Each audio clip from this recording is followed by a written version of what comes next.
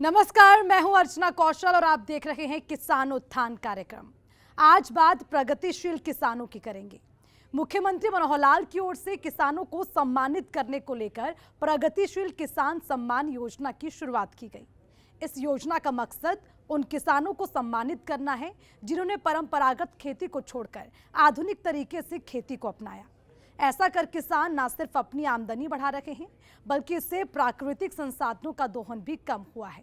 इस योजना के तहत चयनित किसानों को कृषि क्षेत्रों में उनके सराहनीय काम के लिए नगद पुरस्कार से सम्मानित किया जाता है।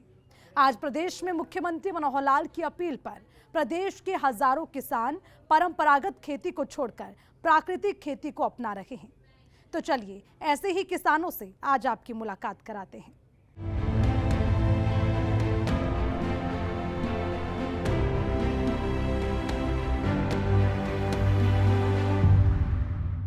मुख्यमंत्री मनोहर लाल ने किसानों के हित में एक के बाद एक कई कदम उठाए हैं, जिसका लाभ प्रदेश के हजारों लाखों किसानों को मिल रहा है। किसान अब परंपरागत खेती को पीछे छोड़कर आधुनिक खेती पर बल देना शुरू कर चुके हैं, जिसमें छोटे बड़े सभी किसानों को सालाना लाखों रुपए की आमदनी हो रही है। देखिए रिपोर्ट। किसान होगा जब खुशहाल, तभी भारत बनेगा महान। अन्नदाता की खुशहाली को लेकर ऐसी बातें हम सभी सुनते आए हैं, लेकिन देश में किसानों की बदहाली भी किसी से छिपी नहीं रही है। देश का पेट पालने वाला किसान कई बार खुद भूखे पेट सोने को मजबूर होता है। कभी प्रकृति की मार तो कभी बाजार में फसलों का सही भाव नहीं मिलना किसानों के सामने बड़े संकट के रूप में होता है। खेती किसानी घाटे का सौदा कहलाने लगी है, जिससे कई बार अन्नदाता अपने हालात पर आंसू बहाने को मजबूर होते हैं। प्रदेश के मुखिया मनोहर लाल खुद किसान परिवार से आते हैं, लिहाजा उन्होंने किसानों के इस दर्द को महसूस किया है और पिछले 8.5 सालों में कई ऐसी योजनाएं चलाई हैं, जिसका लाभ प्रदेश के किसानों को मिल रहा है। मुख्यमंत्री मनोहर लाल किसानों से आह्वान करते नहीं थक रहे हैं कि परंपरागत खेती को छोड़कर आधुनिक तौर तरीके से खेती किया जाना लाभकारी है। ऐसा कर किसान न सिर्फ अपनी आमदनी बढ़ा सकेंगे, बल्कि प्राकृतिक संसाधन जैसे पानी की भी कम खपत होगी। बहुत योजनाएं हमने बनाई हैं, आगे भी बनाएंगे। समय के हिसाब से योजनाएं बनेंगी, वो सफलता मिलेगी। आपका साथ उसमें चाहिए। अगर हमें बीमारी वाले अनाज से मुक्ति पानी है तो अनाज की क्वालिटी अच्छी चाहिए, क्वांटिटी भी चाहिए, मात्रा भी चाहिए, लेकिन उसकी गुणवत्ता भी चाहिए। तो उसके लिए प्राकृतिक खेती के उपयोग, उसके लिए नेचुरल खेती के उपयोग, ये सारे करने होंगे। और फिर उसकी मार्केटिंग करनी होगी, क्योंकि आज ऑर्गेनिक के लिए तैयार तो बहुत लोग हैं, खरीदार कई बार नहीं होते हैं। उसका अनाज पैदा होने के बाद मंडी में जाने के बाद पता नहीं लगता कि ये प्राकृतिक है कि नहीं है, ये ऑर्गेनिक है कि नहीं है। सब एक जैसा मिलता है। शुरू में 2-3 साल उसकी क्वांटिटी भी कम होती है, मात्रा भी कम होती है। तो इसके लिए भी नए प्रयोग शुरू कर रहे हैं। उसमें सब्सिडी भी दे रहे हैं कि नेचुरल खेती के ऊपर सब्सिडी मिलेगी, थोड़ी मात्रा कम भी हो तो भरपाई सरकार करेगी। लेकिन उस बीमारी में से बाहर निकलना है।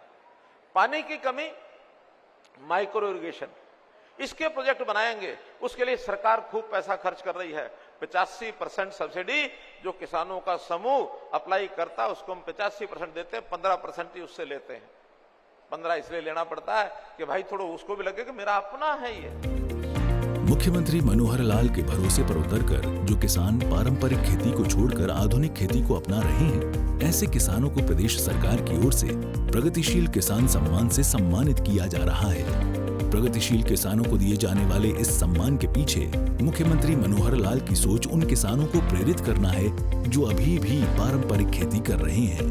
किसान के हित में योजनाएं बनाएंगे और डिपार्टमेंट अगर कहीं फेल है तो हम इनको पकड़ेंगे कि अगर कुछ सीखना तो किसान से सीख लो।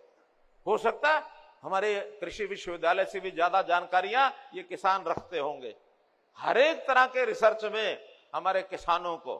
और उसमें भी हरियाणा में प्रगतिशील किसान बहुत है। मुझे पता है कि आज से 6 साल पहले मैंने एक बार आंकड़ा इकट्ठा कराया था। उस समय 550 किसान ऐसे थे जो प्रगतिशील थे।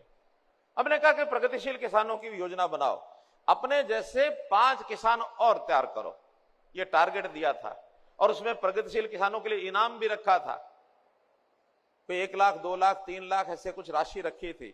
ऐसे कोई प्रगतिशील किसान हैं जिन्होंने अपने किसानों, अपने बराबर के किसानों की संख्या बढ़ाई हो और उनको कोई इनाम मिला हो? एक आध को मिला है क्या?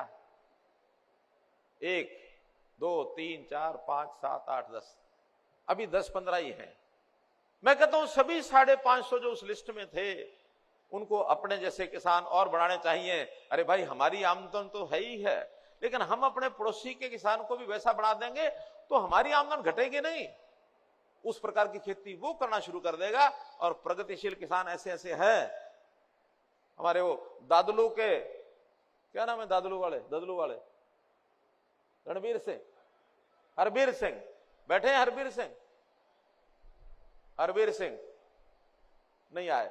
हरबीर सिंह का कहना है कि मैं 1 एकड़ में अपनी खेती में 10 लाख रुपए कमाता हूं एक साल में, 10 लाख रुपए। ऐसे ऐसे और कई किसान हैं 4-4, 5-5 लाख रुपए कमाने वाले। सब्जियों की बुआई करते हैं, ग्रीन हाउस बढ़ाते हैं, सब्जियों का एक्सपोर्ट करते हैं, उन सब्जियों को दिल्ली के होटलों में बेचते हैं। और अच्छी नई प्रकार की सब्जियां, मौसम के अलावा गैर मौसमी फसलें बोना। प्रदेश के मुखिया मनोहर लाल के आह्वान पर चरखी दादरी के किसान ने भी परंपरागत खेती को छोड़कर ऑर्गेनिक खेती को अपनाया और आज यही किसान मनोहर लाल कम लागत पर लाखों रुपयों की कमाई कर रहा है। किसान ने जहां रेतीली जमीन पर खजूर और हल्दी उगाकर साबित कर दिया कि मेहनत और लगन के बूते कुछ भी हासिल किया जा सकता है, वहीं 5 एकड़ में परंपरागत खेतीबाड़ी से हटकर आधुनिक खेती करने लगे। आधुनिक खेती से किसान मनोहर लाल प्रति एकड़ 2 से 2.5 लाख रुपए कमा रहे हैं। किसान मनोहर लाल आधुनिक खेती को बढ़ावा देते हुए दूसरे किसानों के लिए प्रेरणा स्रोत बन गए हैं। बाहर जो सब्जियां करते हैं वो 3 एकड़ में करते हैं और बाकी में गेहूँ सरसों ये लगाते हैं। पैदावार तो ये है जिसमें नेट हाउस में 2 से 2.5 लाख रुपए की पैदावार हो जाती है और बाहर का अलग है सिस्टम। हाँ, प्रति एकड़ 2 से 2.5 लाख रुपए। सरकार से नेट हाउस जब लगाया था तो 65% अनुदान दिया था और जब हमने खजूर लगाए थे 5 एकड़ में तो उसमें 75% अनुदान सरकार ने दिया था। नेट हाउस में तो अभी तोरी है, टमाटर है और 3 तरह की इसमें मिर्च हैं। खेती करने में तो कोई विशेष तरह की परेशानी नहीं होती। इसमें तो नेट हाउस में थोड़ा इन्वायरमेंट का बाहर का और अंदर का फर्क होता है, तो इसमें मक्खी मच्छर और कीट का भी बचाव रहता है बाहर की तुलना में। चरखी दादरी जिले के गांव गोपी के किसान मनोहर लाल साल 2016 से ही टमाटर, तोरी, मिर्च, खीरा और हरी सब्जियों की खेती कर रहे हैं, जिसमें भरपूर पैदावार हो रही है। इसके साथ साथ हल्दी की खेती करते हैं, जिसमें भरपूर आमदनी हो जाती है।